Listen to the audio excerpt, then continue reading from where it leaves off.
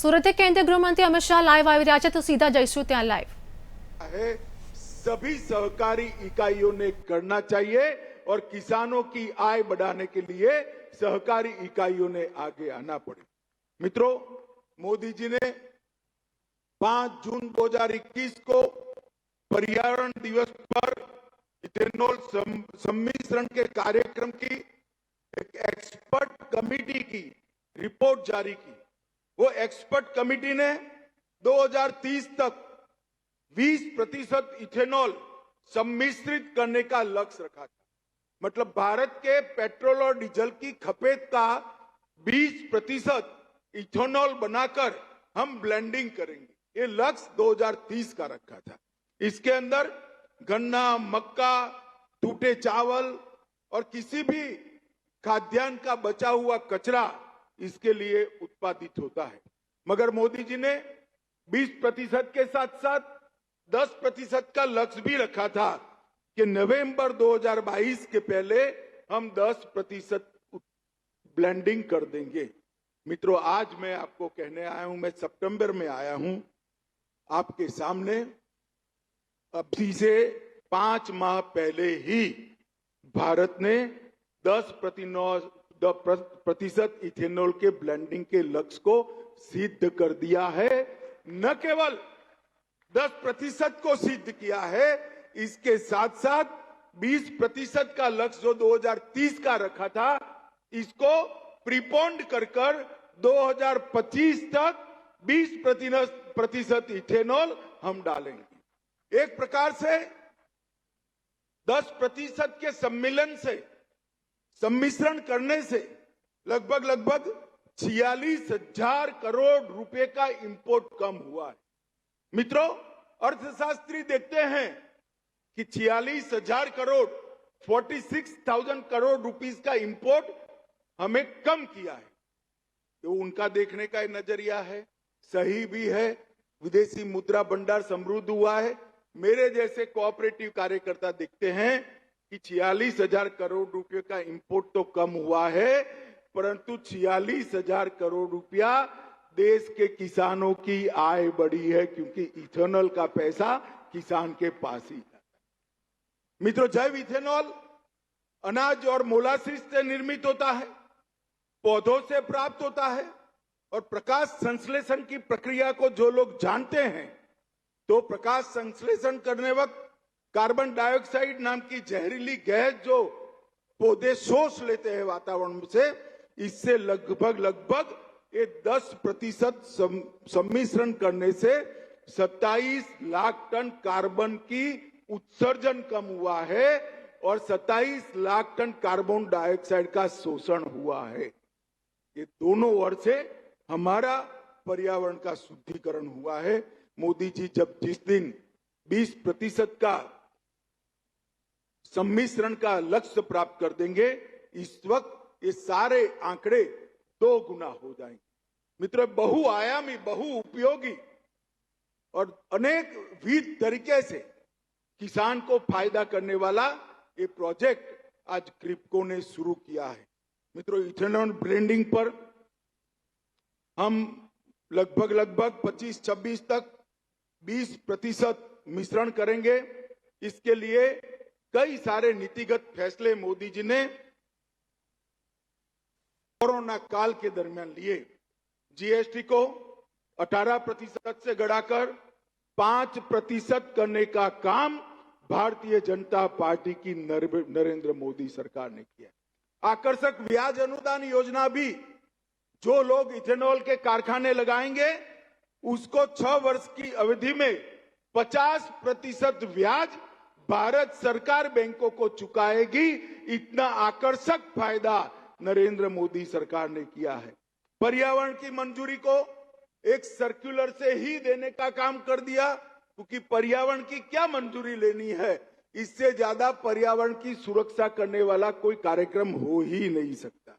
सबसे बड़ी बात थी, फाइनेंशियल इंस्टीट्यूशन और बैंक फाइनेंस नहीं करते, क्योंकि उनको लगता था कि इथेनॉल बना तो लेंगे, लेगा कौन। और जब मार्केटिंग का सोर्स ठीक नहीं है, तो फाइनेंशियल इंस्टीट्यूशन फाइनेंस नहीं करते। नरेंद्र मोदी सरकार ने सभी विभागों को एक साथ बिठाया और बैंकिंग सेक्टर को सूचना दी कि आप तेल विपणन कंपनियों को जो ऑयल मार्केटिंग कंपनी है इनका और इथेनॉल उत्पादन करने वाले का अगर एग्रीमेंट हो गया है तो कुछ देखे बगैर फाइनेंस करिए और इसके लिए बाजार का जोखिम भी कम हो जाएगा क्योंकि मार्केटिंग की व्यवस्था पूरी है और एक एस्क्रो अकाउंट के माध्यम से बैंक का ब्याज उसका मुद्दल प्रिंसिपल अमाउंट भी एस्क्रो अकाउंट के जरिए बैंक के साथ सीधा पहुंच जाएगा। आज बैंकों को फाइनेंस करने में कोई दिक्कत नहीं है और लोगों को इथेनॉल के प्लांट लगाने में भी कोई दिक्कत नहीं। मित्रों, इससे देश भर में अनेक प्लांट लगने लगे और इथेनॉल का उत्पादन आने वाले दिनों में देश के पेट्रोलियम क्षेत्र के संपूर्ण अर्थतंत्र को बदलने वाला सिद्ध होने वाला है। हमारे भारत के विदेशी मुद्रा के खजाने में भी लगभग 1 लाख करोड़ रुपए का बचाव ये इथेनॉल करने वाला है जो 2025 तक होगा। मित्रों, क्रिप्को बहुत जानी मानी संस्था है। अनेक विविध गतिविधियों में क्रिप्को सम्मिलित है। करीब 10,000 सहकारी समितियों के सदस्य है और एक बड़ा सफल सहकारी प्रकल्प देश का क्रिप्को है जो पूरे दुनिया भर में देश को कोऑपरेटिव के मॉडल के रूप में क्रिप्को के कारण जाना जाता है। मित्रों, क्रिप्को इसके फुल फॉर्म को अगर आप देख ले तो कृषक भारती शब्द इसके अंदर उपयोग किया गया है।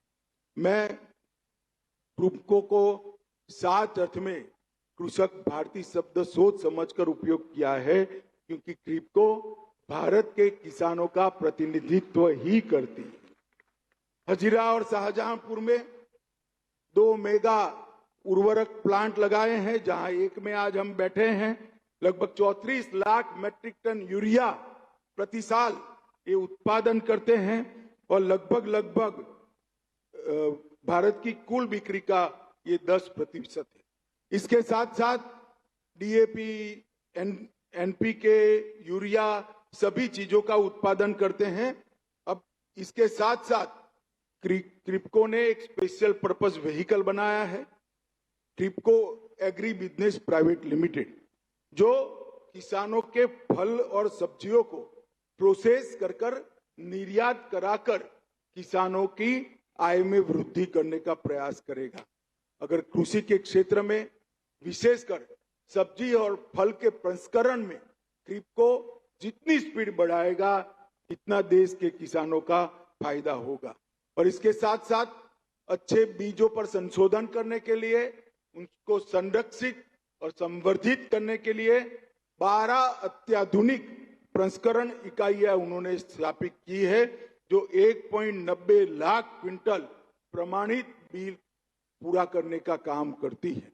और इसके साथ साथ तरल जैव उर्वरक निर्माण प्रणाली भी, लिक्विड फर्टिलाइजर भी बना रहे हैं और जीवाणु का कल्चर करता भी क्रिप्को है जिसने पॉजिटिव जीवाणु जो कृषि में उपयोगी होते हैं इसका भी फायदा करेगा।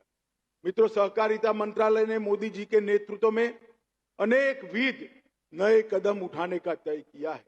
पैक्स का कंप्यूटराइजेशन, बहुआयामी पैक्स बनाना, पैक्स को आईपीओ का एफपीओ का स्टेटस देना, इसके साथ साथ क्रिप्को, इक्को, अमूल ऐसी संस्थाएं मिलकर एक export house multi state cooperative society का बनाने जा रहे हैं जो किसानों की उपज को कोऑपरेटिव बेसिस पर एक्सपोर्ट कर देगी और मुनाफा सीधा किसान के बैंक अकाउंट में जाएगा।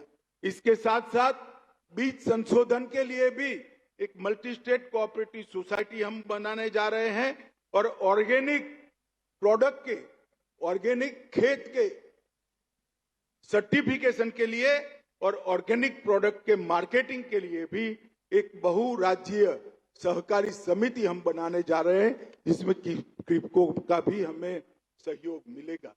मित्रों, आज हमारे देश के बहुत बड़े सहकारी संस्थान क्रिप्को ने एक अच्छी शुरुआत की है, नया साहस किया है और जो देश के पेट्रोलियम क्षेत्र में जैविक ईंधन की पूर्ति कर कर बहुत बड़ा फायदा कराएगा, देश का फायदा कराएगा, जो मोदी जी के समग्र विश्व के पर्यावरण को साफ सुथरा रखने के लक्ष्य को सहायक भी होगा।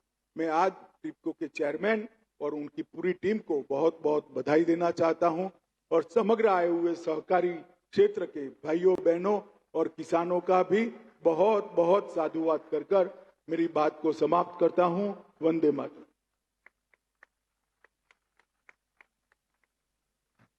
बहुत बहुत धन्यवाद।